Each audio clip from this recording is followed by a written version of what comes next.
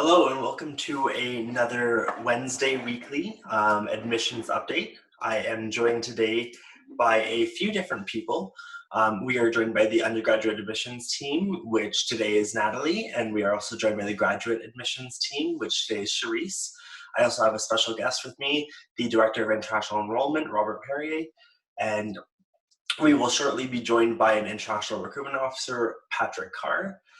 So I'll give you a brief background about the Wednesday weeklies and kind of what the series is a part about, and then we'll dive right into answering some of your really important questions.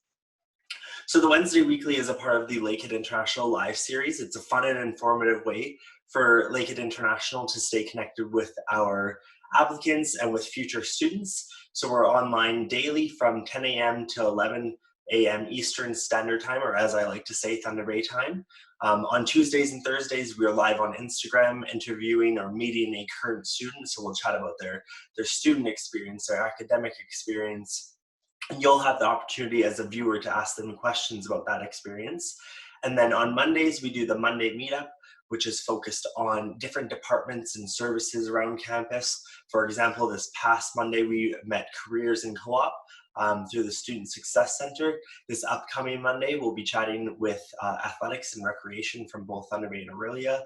And we'll just be chatting about how our students stay active, the facilities that we offer, the clubs and sports teams, all that sort of stuff. And like I said, Wednesday weeklies are the admissions update. So we have our admissions team here to answer plenty of questions, I'm sure, today. And last but not least, we have our Faculty Friday, where we have the opportunity to sit down and meet with different faculty members. So this Friday, we'll be meeting with the Chair of Economics, Robert Petrunia. And then following that, we'll be meeting with psychology. We'll also have the Dean of Social Sciences and Humanities, Betsy Birmingham, with us later in May. And we definitely have quite a few lined up.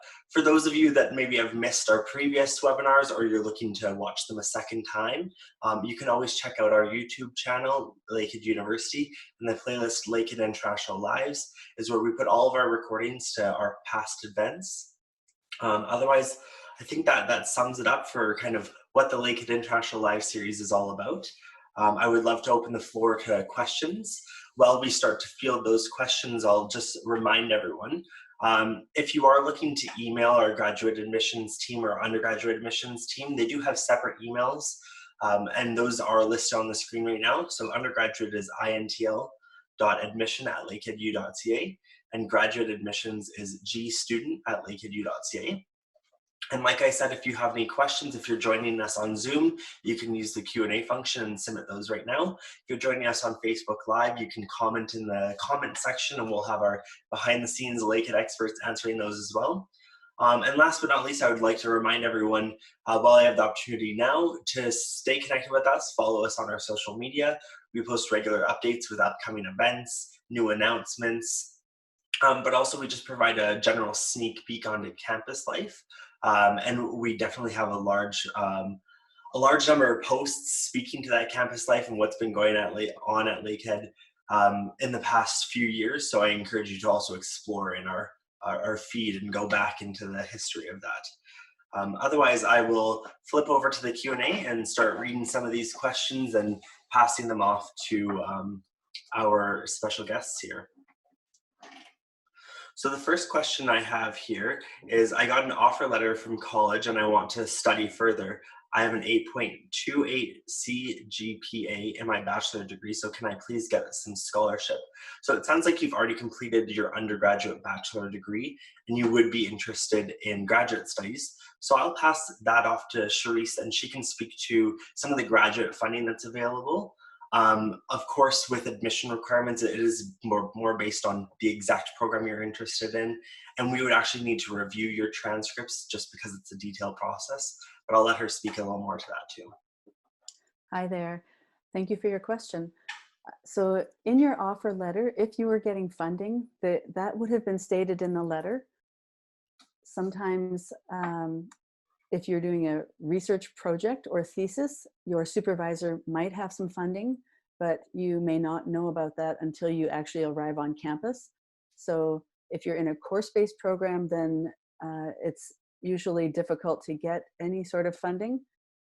However, for further information about your particular case, because I don't know what program you're in or any of those details, I would ask you to email our G Student account and provide your ID number, and then we will answer you more thoroughly there. Awesome, thank you so much. The next question I have is from a student. The question is, I have a student who's applied for fall 2020 intake, but due to COVID-19 and the lockdown situation, the transcripts were not able to be sent. As well, the IELTS exam date has been extended, and due to that, there was a rejection because of missing documents. Can we please know what to do? So I'll actually have both undergraduate and graduate cover this question with some of our general guidelines for submitting those documents, based on the fact that we acknowledge some institutions around the world are closed, and submitting those official documents might be a little more of a unique situation. So I'll pass it off to Natalie first, and then we'll have Charisse follow up. Great, thank you so much for your question. So first of all, we'll touch on the IELTS. So as we know, IELTS and TOEFL and other English proficiency tests have been canceled, or the dates have been pushed back. So currently Lakehead University is accepting Duolingo, which can be completed online. So this is the best option for you at this point. So I would encourage the applicant and anyone else in the situation where they're unable to write their English proficiency test to write the Duolingo. Again, that can be completed online. In terms of the official transcripts, for undergraduate admissions, we will accept unofficial documents to assess an application. Those documents can be uploaded through the applicant's MyInfo account. And once we receive those documents, we will assess the application. For undergraduate admissions, and I believe graduate is the same, due to unofficial transcripts, the application would not be rejected. So possibly the application is incomplete for missing information from documents. So if this is an undergraduate application and there are missing documents and you would like more information on what exact documents are missing, I would just encourage you to send International Admissions an email at intl.admission@lakeheadu.ca, and we can have a look to see if there are any missing documents that we require to assess the application. Awesome, and I'll pass it over to Charisse to follow up too. Hi, I'm actually going to follow up with what Natalie said and say graduate studies is basically mirroring that same information. And so if you have a particular question about this one student or applicant, email the respective office, whether it's gstudent@lakeheadu.ca for graduate studies, or the international email address that Natalie provided. Awesome, thank you so much. So the next question is with regards to confirmation deposits and fee structures. So I'll read it just verbatim here. After confirmation deposit, shall we get the fee structure for Masters in Mechanical Engineering? So that's a really great question. Right now, the fee structure for the 2020-2021 academic year has not been released by our Financial Services Department. Typically, what we've seen in the past is that Financial Services will release those figures in May or June. So right now we actually use our previous academic year as an estimate, because we typically see those numbers have very nominal changes around the same. So it can at least give you a rough idea of what you're looking to pay.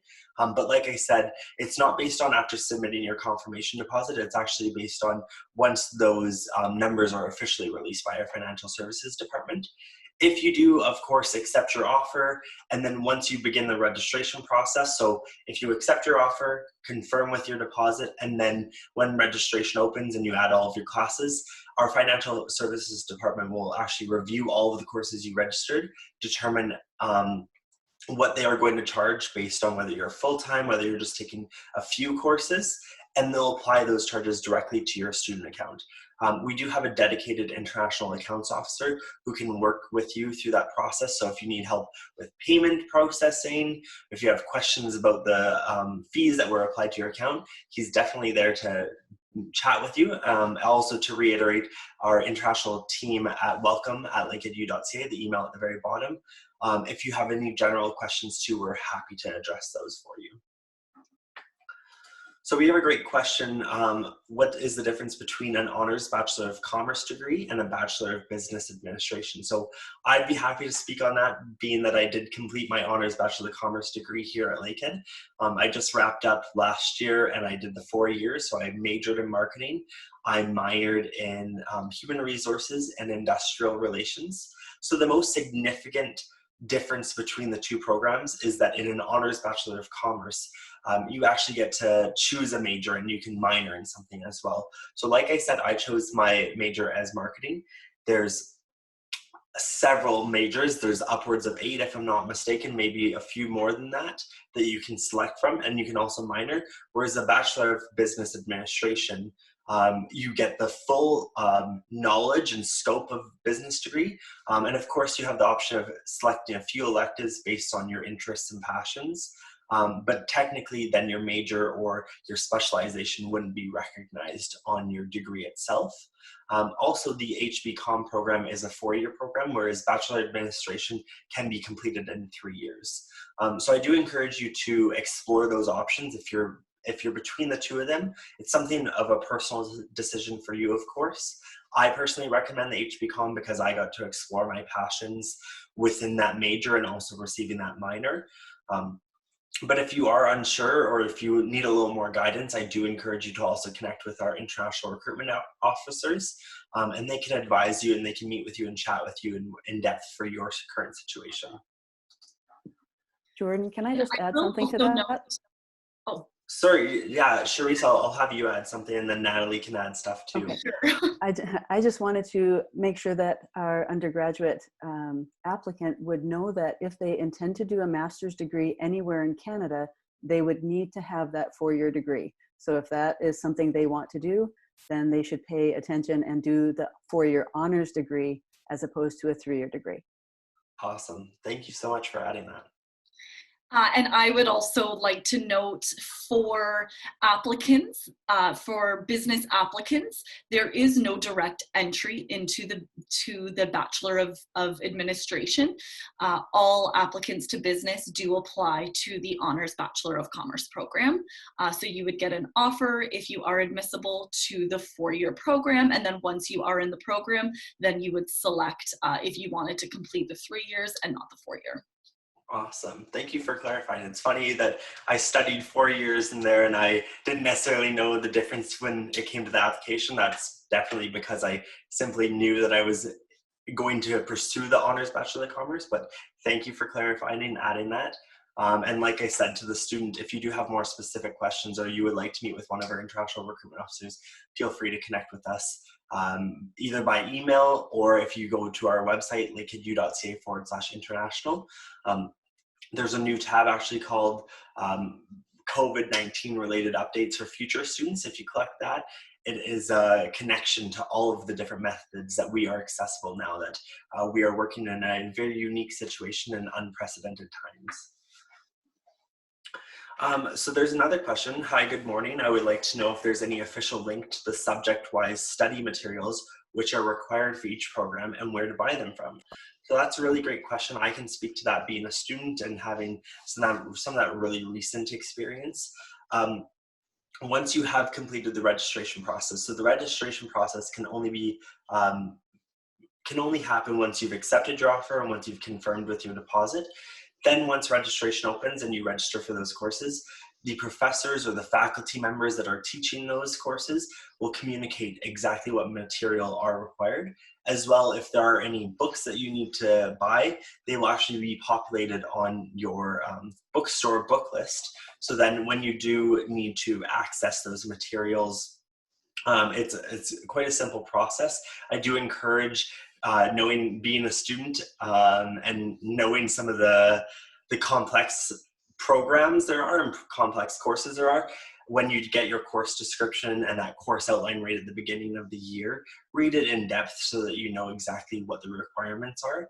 If you do have any concerns or questions, and you haven't heard from your professor of what those materials might be, I encourage you then to reach out to that professor directly by their email. Their email would be listed on the course registration process, or if you need to find their email, we do have a full staff and faculty directory on our website as well.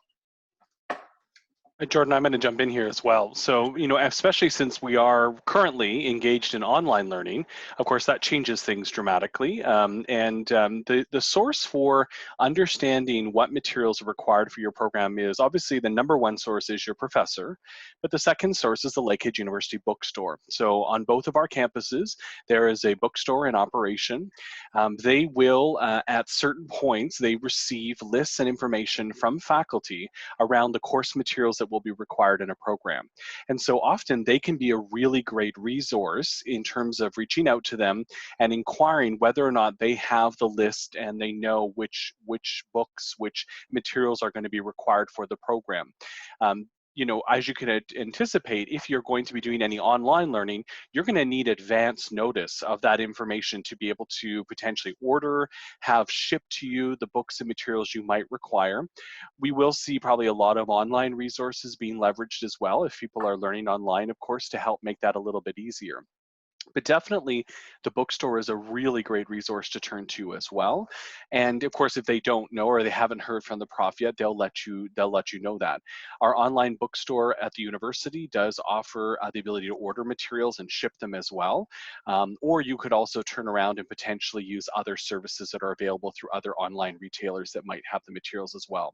The one word of caution that I really, really want to encourage is if you're going to be ordering any materials, especially in advance, is you need to make sure that you know not only what the textbook is, but what edition of the textbook is. And so, because often textbooks are being updated fairly regularly. Now, if you're just reading, the novel Jane Eyre in an English class, chances are, if you can get a copy of Jane Eyre, you're probably going to be okay in terms of, that book hasn't changed necessarily. But if you're in a mathematics program or you're taking a more technical, scientific, biological program, engineering program, as those textbooks get updated, often a lot of the problems and questions are also changed and updated as well. So it's really important that you have the correct edition of that textbook for your studies to make sure that if there is reference to those materials, if assignments require you to complete particular sections or questions from the textbook, that you're obviously doing the correct work. And so the bookstore will be able to tell you exactly what the edition number is. And to be even a little more technical, the key number you want to know is the ISBN. So it's the International Standard Book Number. And that number is directly linked to that title, that edition of that particular book. And so that's your sort of 100% guarantee that if you know what the ISBN number is for your particular textbook, then you'll know you're getting the exact edition that you need. So a lot of this information, though, if we're talking about the fall entry, really won't be available until August, typically, is when that becomes available. Sometimes not even until mid-August. As we get closer and closer to the semester, that's when professors are finalizing their course materials and things of that nature. So while it's something that you're going to have on your mind, it's definitely not something you can really act on right now in terms of for the fall. If you're engaged in a spring or summer course, you'll know who your profs are. And you can definitely, as Jordan has suggested, reach out to them if they haven't already reached out to you to be able to inquire about any materials at this time. Awesome, thank you so much. I think it's fitting that you were able to expand on the bookstore scene as you have a beautiful library behind you yourself. In a previous life, I ran a bookstore, so I'm very familiar with the industry. Awesome. Alrighty, so I'll move on to the next question. So the next question is, please consider January intake for Masters in Computer Science project so that many people will benefit because of this pandemic. So speaking to that, I know that decisions have not been made officially on intake dates and deferring, but I'll pass this off to Robert to kind of speak to what that process looks like potentially. Yeah, thanks, Jordan. And thanks for this question. It's a really big question that is on the minds of a lot of our applicants these days. And we want to assure you that every day, the senior administration at the university, as well as the deans and the faculty, are working carefully to look at all options that are available for our students. As you are correct in right now, currently, we do offer a fall intake for our computer science master's program. However, we do recognize that things may look a little different this fall, not only in terms of how we deliver our programs potentially, but also in terms of the ability for students to get their visas, to apply, do all the things they need to do to be able to potentially enter Canada, as many countries around the world face challenges in terms of lockdowns, closure of borders, things of that nature. I can assure you that this discussion is happening with regards to a potential opportunity to defer, especially for programs like computer science, but that final decision has not been made yet. So we are moving ahead right now with the intention that we will have a fall start. What that looks like is not clear just yet, but as soon as we have information about the fall start, I suspect very quickly we'll have information about the opportunity to potentially defer. But I want to really touch on one aspect of your question, which is it seems like it goes maybe a little bit more than just I can't get to Canada or I can't start my program, and it's maybe a concern or a worry about what does online learning mean? Because we've had a lot of people who have said, well, if classes are going to be online in the fall, as an example, is it going to be the same? You know, am I still going to be learning my courses? Am I still going to be able to have a true university experience? And I can assure you that yes, you will. The idea of online learning isn't new. In fact, Lakehead University has been offering online learning for a number of our courses and programs for quite a few years. And so we're very experienced with providing true university level instruction that is interactive, that is engaging, and that will ensure that you can continue your studies confidently and know that you will still receive a fantastic education, even if it means you're not physically in a classroom to start, but perhaps online. So I just want to assure you that, you know, the university is committed to making sure that you will still have an excellent, exceptional quality university experience, even if that course is not being delivered, you know, directly in a classroom with you sitting, you know, in a lecture a room. And this is really important to remember, because I know this is it's a big concern of a lot of people, not just you, but for everyone. And again, I just want to assure you that, you know, this is not something that we just suddenly did. We've been doing online learning for many, many years. We consider ourselves experts in it. Our faculty are well trained in how to deliver courses online, how to keep them engaging, and to make sure you get an amazing university experience as a result of that.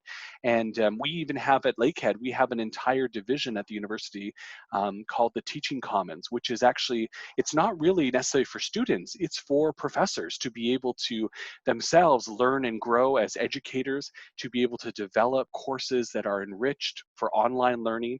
And that Teaching Commons has been there supporting our professors, our faculty, our instructors throughout this entire process. And so I just want to assure you, though, that you can feel confident that you will still receive an incredible experience, even if, let's say, you know, you're starting online perhaps in the fall. Again, we don't have a clear picture of that just yet. We're hoping the next week or two we should have some answers about that. But I do want to assure you, though, that that if we are going ahead with the fall, in terms of online learning, you can still feel very confident about this. So, so I just wanted to reassure you of that. Awesome. Thank you so much for elaborating. So the next question I will pass off to Patrick. Patrick is an international recruitment officer, and he just joined us on the webinar. He's been with us for a number of years here at Lakehead now. The question is, can I apply for a visa after accepting the conditional offer from Lakehead? Yeah, that's a great question. The answer is yes. Generally, you can use a conditional offer letter to start to apply for your visa process. It's not the only document you need, so I would encourage you to make sure you have all of your other documents as listed on the visa document. There's a visa document checklist on the IRCC webpage. But to shortly answer that question, yes, you can use a conditional offer or a unconditional offer, obviously, to apply for a visa. Awesome. Thank you so much. So the next question I have here is regarding computer science. So I'll read it verbatim. I got admitted into the Masters in Computer Science and will be joining you this September. what are the positions that can be applied for at Lakehead? Also, are there any part-time job opportunities in Thunder Bay for computer science students? So maybe I'll have Patrick answer this one as well and speak to some of the working opportunities for part-time students in general. And then if you could highlight some of the student jobs on campus, maybe not necessarily directly related to computer science. And I can always follow up too, being that I was a student worker here at Lakehead for a number of years before I got this position. For sure, this is a great question, and it's something we talk with a lot of applicants about the ability to work part-time at any of our campuses. So to kind of go back, you are allowed to work as an international student, and you're allowed to work part-time on or off campus for 20 hours a week while you're studying. And this increases to 40 hours a week while you're on vacation, summer holidays, or the winter holiday break. And that's considered full-time in Canada. So 40 hours a week is considered full-time. There are lots of job opportunities in both the city of Thunder Bay and the city of Orillia in all kinds of different fields, whether you are a computer science student who wants to get a job working at a small kind of boutique company that needs simple computer solutions, or a larger kind of a bigger organization that has a big IT department. And in terms of other part-time jobs, there are jobs in a variety of industries that our students work at, and many of our international students do work. And I think we have a great team of people here at Lakehead who help our international students prepare their resume, learn how to find jobs in Canada, and help them through the interview process to help them find jobs if they want to work. So I would encourage you to connect with the International Student Services team, as well as the Student Success Center, to work on your resume and start the job hunt when you feel ready when you arrive on campus. Jordan, do you want to tell everyone about your experience? For sure, yeah. And I would also love to add in there, you mentioned the Student Success Center and the fact that they do host quite a few career services options and co-op options. And we actually just had a live webinar with them on Monday, myself and Patrick joined them. But adding in there is something that we do here at Lakehead is we offer career fairs and summer job fairs. So what that looks like is right now we do it 4 times a year, where we bring employers, upwards of 50 to 100 employers on campus over a multi-day period. And we host them, and these employers are chatting with our graduates, or our potential graduates, future graduates, chatting with our current students about job opportunities within their organization. And we've seen great success from students that attend these career fairs, and they're meeting with these employers, they're giving them their resumes, and they're getting really great summer jobs, or they're potentially getting careers after they've graduated. So we do have 2 general ones for the entire student body. We also have 2 more program-specific ones for education and engineering. But for myself, I can speak to the fact that when I was in my final year, I attended all 4 of those career fairs, and I was exploring all my options, including the education fair, which was targeted, of course, to our teachers' education program and teacher candidates. But myself, I was actually exploring job opportunities within the human resources side and the marketing side of those organizations. So even though they were pursuing teacher candidates to then provide an education, they also have an administrative side and that marketing team and that human resources team. So it doesn't matter that it's just an education fair, it's just an engineering fair. They're typically looking for a very diverse number of students coming from all sorts of programs. So it's something that you could definitely use to your advantage. And to help prepare for those career fairs, like Patrick had mentioned, we have our international student advisors that are happy to kind of help you work you through that process, maybe do some mock interviews. But we also, again, have that career zone now on the Thunder Bay campus where we are doing resume workshops, mock interviews, and so many other options. Speaking to the on-campus positions and those student positions, so I first started actually with undergraduate admissions, and I worked with Natalie for a full year, as well as many other people. We had a great time. It was quite a hoot that summer, and then throughout the school year, I was involved in quite a bit with admissions. I got the name Mr. Jordan from many students who would recognize my emails, or they would call and recognize my voice. It's funny to get to know these applicants and not even necessarily meet them in person, but they know your name, and it was great to see that. And then I transitioned into international and was a marketing and communications student with the same team I'm with today, in a slightly different capacity, but I saw where my passions went. So after first year, I was like, admissions is a really great job and a great way to be introduced to working on campus. And then when I saw my passion going into, of course, the marketing and communications field, and the opportunity within international opened up, I jumped at that chance. And I think it's worked out so far. So I've been really excited. And all those job postings are actually posted within the My Success Student Job Bank, the Lakehead University Student Job Bank. So there's part-time jobs, contract jobs, full-time career jobs, all posted in there. And some of them are even exclusive to Lakehead students as well. So moving on to the next question, it is for Charisse in graduate studies, but I'll read the first question. A student is looking for master's in civil engineering and the application was rejected due to official transcripts were not received. Would applications be reconsidered upon arrival of those official transcripts? Okay, so there might be a couple of different parts to this question. For sure. And one would be that we would not reject an application based on official documents not arriving, because we actually would prefer to have the unofficial documents uploaded by the student so we can assess them more quickly.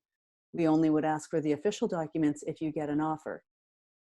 So I'm not sure why, I don't know who the student is.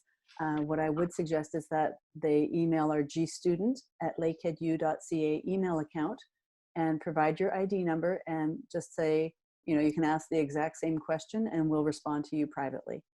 Awesome, thank you so much. So it sounds like the next question is going to be for Natalie in undergraduate admissions. I'm familiar with the wording of this. So the question is, in a case we are forced to defer our intake due to visa applications. Oh, I'm sorry, I'm reading the wrong question right now. Oh, it looks like, there it is. Okay, sorry. Natalie, it's partway down through the Q&A from Nisarj. On our site, we do have a statement about the prerequisite requirements, which says applicants without a 12U math may be considered for admission, but will be required to take a prescribed course as a first-year elective. Could you elaborate on what that means? Sure, absolutely.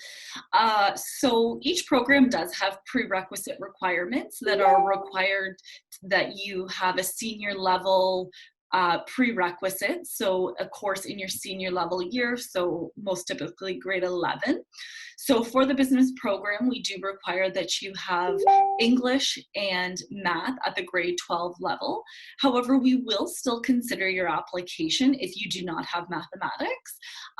And what you would be required to do, and it will be outlined in your letter of acceptance, that you would be required to contact the Faculty of Business Administration, and they will give you a math class that you can take in your first semester at Lakehead, and usually that can be an elective course, so that doesn't add any additional time to your program. So if you have that type of text in your letter of acceptance, which it sounds like you may have that, then you would be required to contact the Faculty of Business Administration regarding a math class that you can take in your first semester.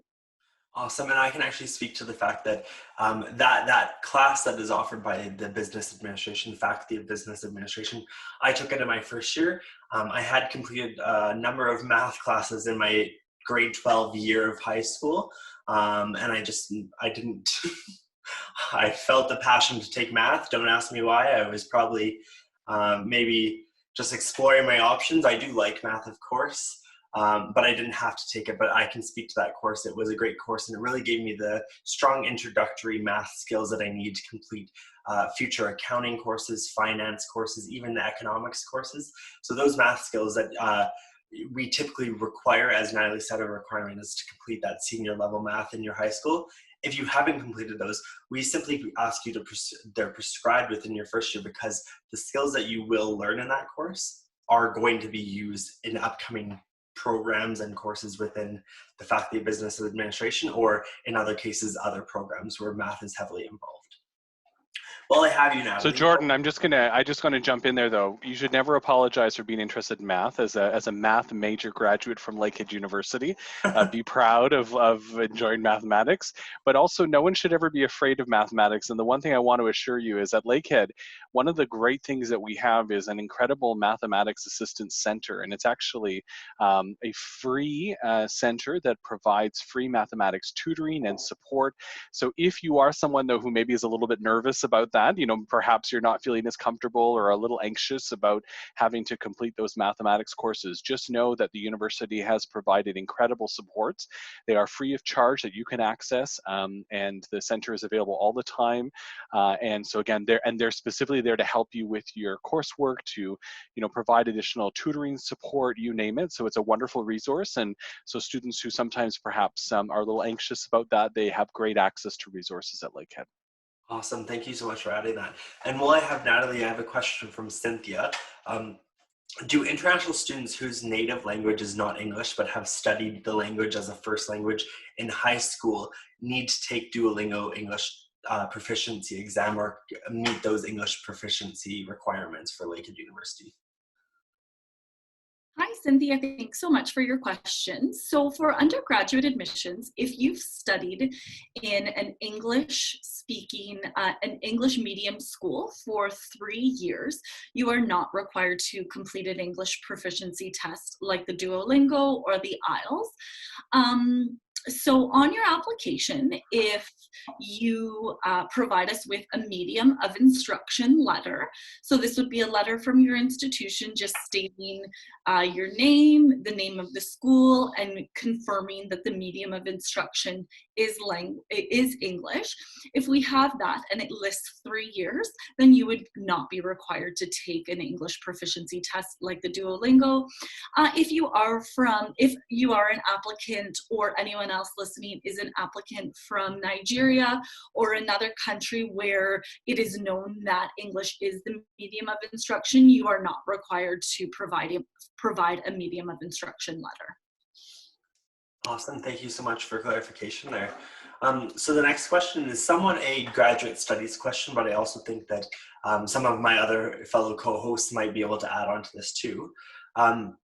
The question is with regards to the fact that if for any reason a student was not able to start in fall 2020 due to COVID-19, but they've already been admitted and accepted into the Masters of Computer Science program, would they then receive an offer or have a deferred offer for fall 2021?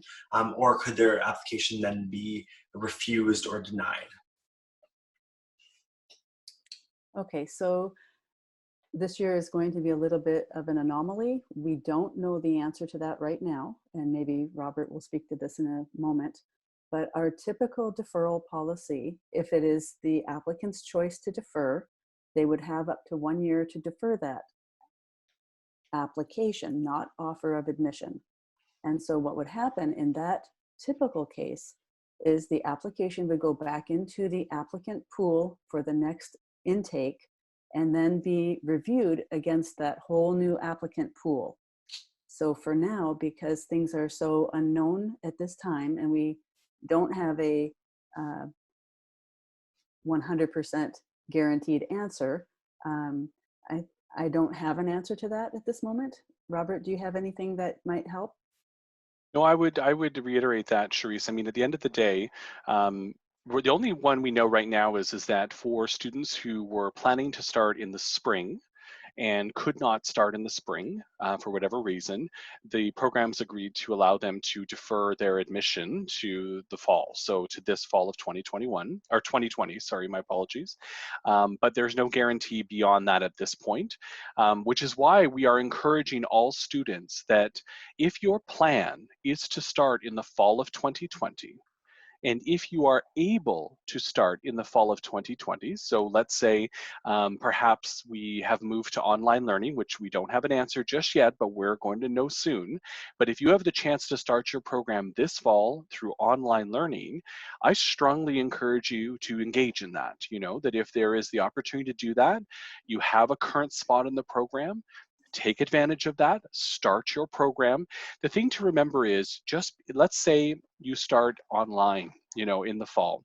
we all know that this is a temporary moment in time. And while it feels a bit overwhelming and it does feel like there's a lot of uncertainty, what we do know deep down is that this will pass, and there will come a moment where you will make that journey to Canada, to Thunder Bay, or Aurelia, depending on your program. We know this is going to happen. This is a sort of a little bump along the road, right? And so what we don't want is, any risk that down the road, if you just automatically defer, that something else pops up that you then, can't come, or whatever the case might be.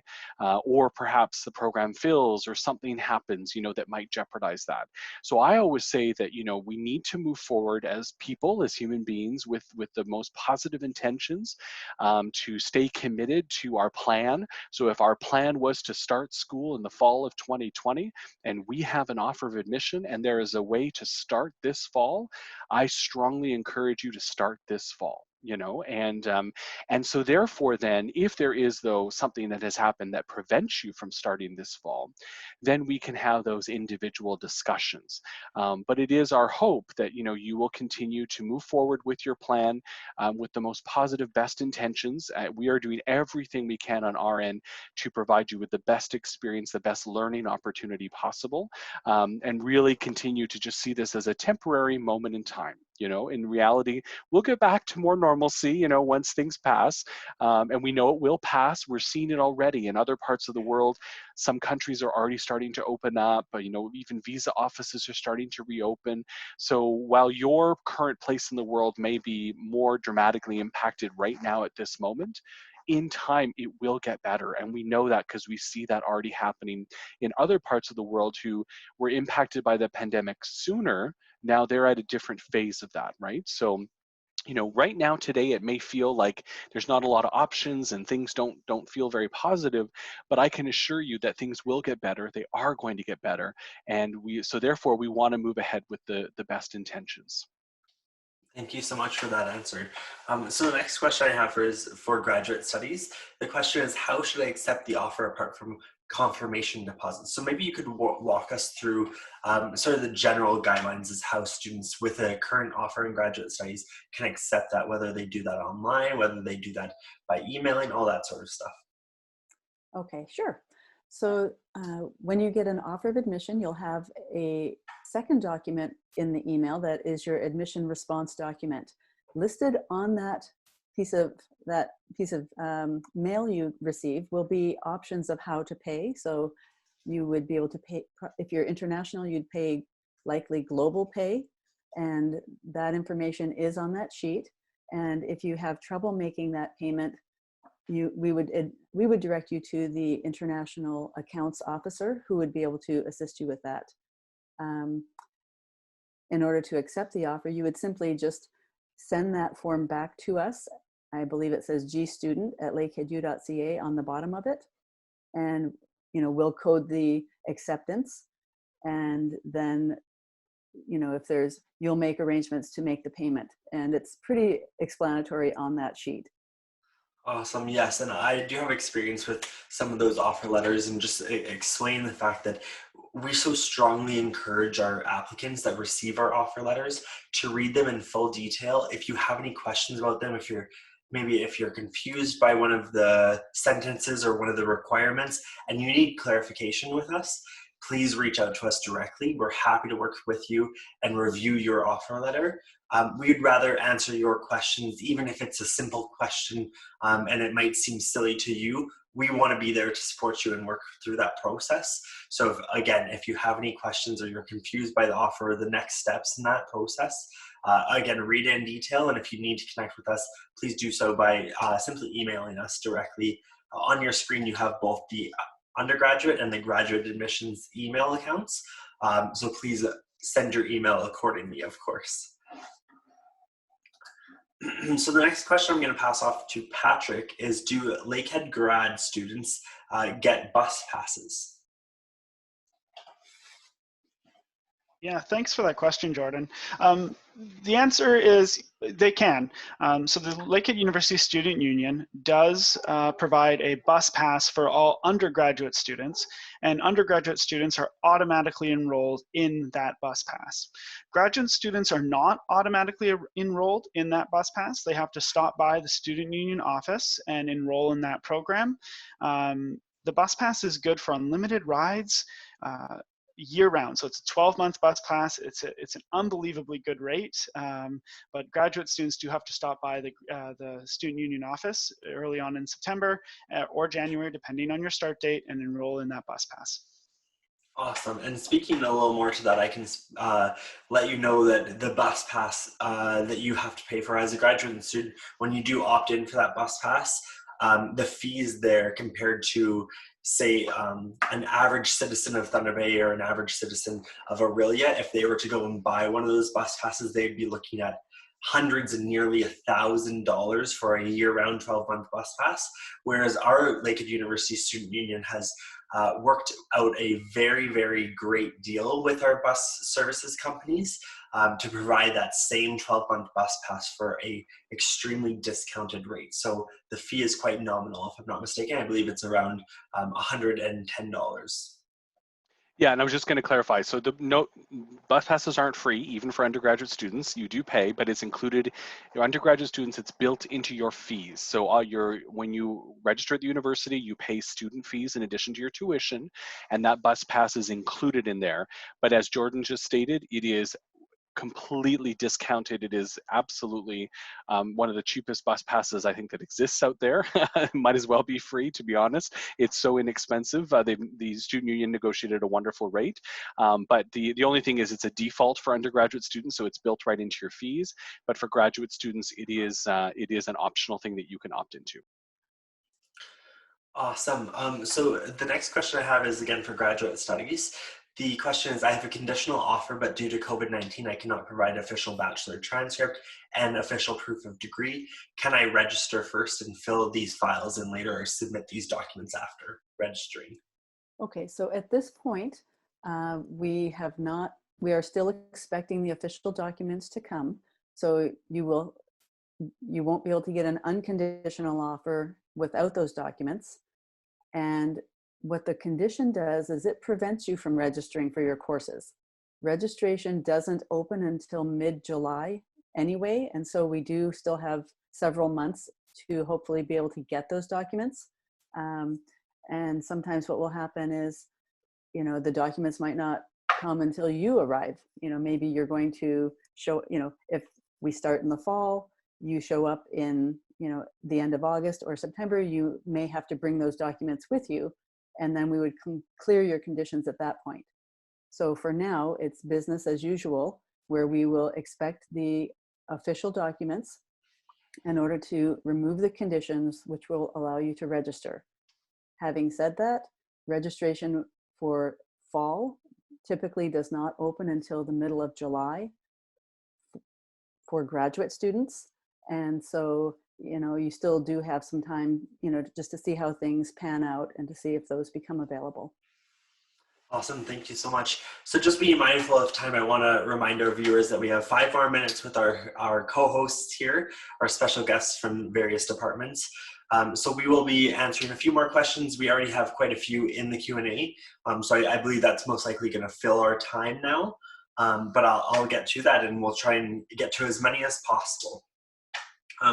So the next question is for both undergraduate and graduate studies, and it kind of piggybacks off of what Charisse was just saying about the deadline to submit documents and meeting those conditions. So more specifically, this might actually be directly related to undergraduate studies, but I know Charisse could answer the high-level overview of that. So the question is, the deadline to meet all of your admission conditions, is July 10th, 2020. Can we proceed for admissions without Cbse 12th board results? Due to COVID-19, Cbse results are delayed, but can we proceed further for the admissions processing? So maybe I'll have Natalie first answer just how we're working with applicants who might have unique situations and delayed results coming through. Absolutely, thank you, Jordan. So yes, most large examination bodies around the world have delayed the issuance of their results. So absolutely. So if you are a Cbse student, what you can do is you can provide us with your predicted grades, and we will still assess your application with predicted grades. So if you haven't applied or you have applied, please provide us with those predicted grades and we can assess your application. And if you are admissible based on those predicted grades, then we will issue you a letter of acceptance. In terms of the deadline, absolutely. We do know that Cbse results will be delayed, so we will absolutely extend that deadline beyond July 10th for Cbse students, other students from India whose board results may be delayed, and in that case, everyone who will be delayed in receiving their final official transcripts, we will extend that deadline for them. Awesome, and then I'll have Charisse follow up and just chat about how we're working with students on an individual basis based on those required deadlines for meeting conditions. Okay, so graduate studies is a bit different than undergraduate. We do not put a sentence in the offer that says the deadline to meet these conditions is July 10th. Basically, you have to meet your conditions or you can't register. And so generally, we need those conditions met by the day classes start. So it's a little bit different. If people are having one-on-one individual type issues, they can email us directly for a response. But typically, once you get us your official documents, we lift the restriction, you can then register. And generally that has to be by the first day of classes. Awesome. And while I have you, Charisse, I have another graduate studies question. So if a student wasn't able to submit final official transcripts due to the lockdown, could their application be reconsidered once that lockdown is lifted and they do submit they reference specifically a Duolingo test, so it's with regards to meeting English language requirements, pardon me. Okay, so I guess I would need more information, and so maybe this person should email us privately, but we typically wouldn't refuse, sorry, I'm trying to find that question. The second one on the Q&A. Okay, so from what this is looking like, if the student sends the official transcript, can you reconsider the application? So, I'm not clear whether, it was a partial transcript that was sent, if, there was any transcript sent. This is probably at best to be answered one-on-one. If they're they wouldn't refuse somebody. Usually we would make somebody incomplete if they don't have all the documents. If the person provided partial documentation, but for some reason the program felt that, what they see so far isn't really going to meet their minimum requirements according to either the published calendared regulations or according to what the applicant pool looks like already, that's when they might make a decision to not admit somebody. So I guess I'm just, going to say, please send us a private email and we'll respond to you one-on-one. Awesome. And then the last question I have here, I believe this one will be best suited for Robert. It is with regards to paying 1 year of fees to apply for a visa. But because our fee structure has not been released for the 2020-2021 academic year, how can students proceed with that payment with regards to visa processing? So typically, a year's worth of fees paid is if you're applying for the study direct stream, which only applies to a couple of countries in the world. So the government does require that you provide proof of payment of the first year fees.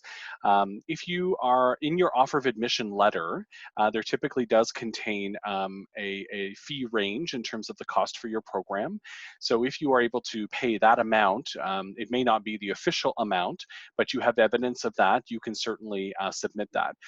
We have had in the past those students who, perhaps have needed an earlier letter with the fees or an additional document that sort of clarifies what their fees will be. This could be for both helping with their visa application, but also even for scholarships or bank loans, other funding that they're using.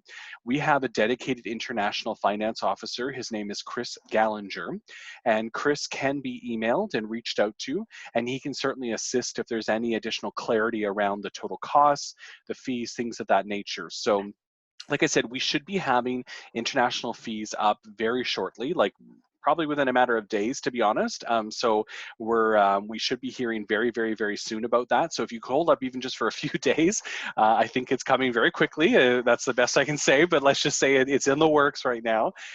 So you should have some clarity, and then that will absolutely tell you exactly what your tuition costs are for the fall 2020 year and winter semester.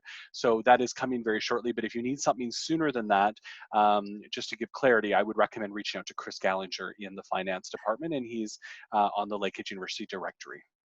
Awesome, thank you so much. And that does bring our Wednesday weekly to a close.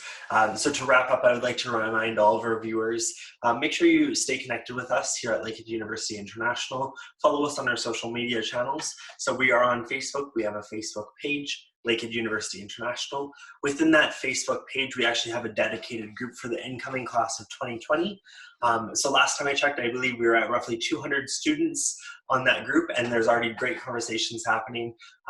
Personally, I've seen quite a few conversations happening about fellow classmates. So when you're entering a single program, they're meeting future classmates as well. I've already seen some great conversations happening for students that are in the same hometown right now. So across the world, people are meeting up, or virtually, of course, meeting up and connecting with people that are within their city, and they're about to make that journey to Lakehead.